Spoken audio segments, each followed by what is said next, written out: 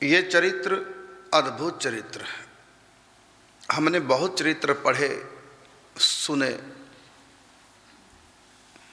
लेकिन जितना प्रामाणिक चरित्र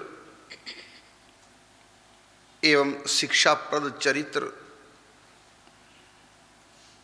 जो भगवान पर विश्वास करने के लिए लाचार कर देता है, और चरित्र पढ़ करके सुन करके हम सोचते हैं जो अधकचरे लोग हैं, ठीक है हुई होंगी ये बातें, होगा सत्य होगा, ऐसा होता है। कोई भी हम चरित्र सुनते हैं भक्तमाल जी के, जो अधकचरे से लोग हैं वो तो यही सोचते हैं कि ठीक है होगा ऐसा, लेकिन पूर्ण विश्वास नहीं हो पाता। लेकिन ये भाई जी का चरित्र ऐसा विचित्र चरित्र है, इसमें ऐसे ऐसे प्रमाण हैं कि ये तुम कह ही नहीं सकते कि होगा ऐसे, हुआ होगा ऐसे, कह ही नहीं सकते। इस ढंग से चरित्र व्यक्ति को झकझोर देता है, भगवान को मानने के लिए, भजन में प्रवृत्त होने के लिए व्यक्ति को मजबूर कर देता है। क्योंकि कोई भी संत अपनी आंतरिक बातें किसी को बताते नहीं, तो जो चरित्र है उनमें उनके अंतरंग भाव तो आ नहीं पाते, बाहर क्या हुआ उनके साथ, लोगों ने देखा बाला, वो चरित्र सामने आ जाते हैं। लेकिन बाहर का जो चरित्र होता है संत का, वो चरित्र से कोई पहचान नहीं पाता उसका रहस्य क्या है।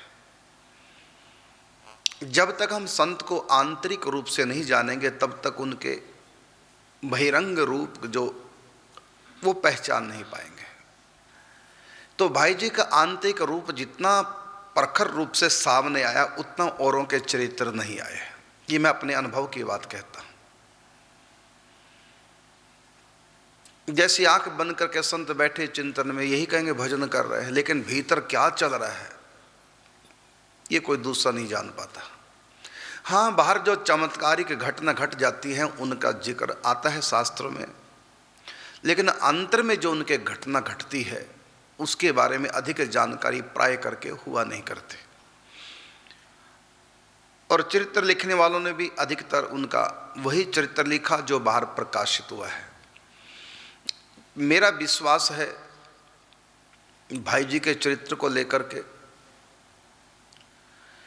कि भाई जी का जो बाहर का चरित्र है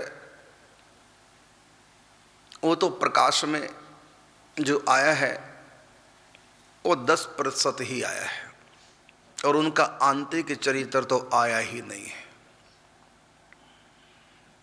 जो सचमुच में साधना करके इस निकुंज रस को प्राप्त करना चाहते हैं, क्योंकि यहां मैं पूरा नहीं सुना पा रहा हूं, जो निकुंज में प्रवेश करना चाहते हैं तो पूर्ण चरित्र भाई जी एक अलौकिक विभूति, इतना ही नहीं, कई लोग सोचेंगे कि हमने भाई जी एक अलौकिक विभूति पढ़ ली है तो पूरा चरित्र आपने नहीं जाना भी। यदि वाटिका के पत्र पुष्प चारों भाग आपने पढ़ लिए तब भी आपने पूरा नहीं जाना भाई जी को। भाई जी कथामृत नाम का ग्रंथ उसको पूरा पढ़ लिया तो मत सोचिए कि हमने पूरा भाई जी को समझ लिया, जान लिया है। यदि आपने जय जय प्रीतम काव्य को पढ़ लिया मत समझिए कि भाई जी को जान लिया है। ये सब ग्रंथ पढ़ करके हो सकता हम 50% कुछ समझ पाएं, लेकिन फिर भी अनसमझा रह जाएगा। सचमुच में यदि भाई जी को कोई जानना चाहता है, भाई जी को ही नहीं किसी भी संत को कोई जानना चाहता है, तो यही मैं कहूँगा कि स्वयं पूर्ण हुए बिना पूर्ण संत की पूर्णतया पहचान कोई कर ही नहीं सकता।